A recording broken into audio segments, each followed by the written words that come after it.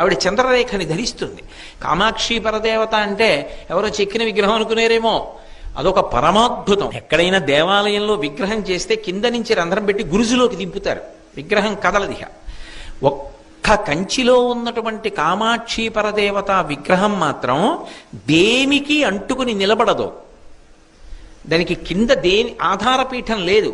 అమ్మవారు ఇలా ఉంటుంది, కింద ఏం ఉండదు, దేనికి తగలదావిడ, గాలిలో ఉంటుంది మూర్తి. మీరు అర్చకులు కొంచెం గట్టిగా తోస్తే కాస్త కదులుతుంది. కనపడకుండా ఒక అడ్డుపీఠం ఉంటుంది. అది ఒకప్పుడు ఏమైందంటే ఆలయానికి కుంభాభిషేకం చేస్తున్నప్పుడు ఇప్పుడు ఉన్న కంచికామకోటి పీఠాధిపతులు జయేంద్ర సరస్వతి మహాస్వామి వారు ఆ పలక తీసి చూడండి అన్నారు.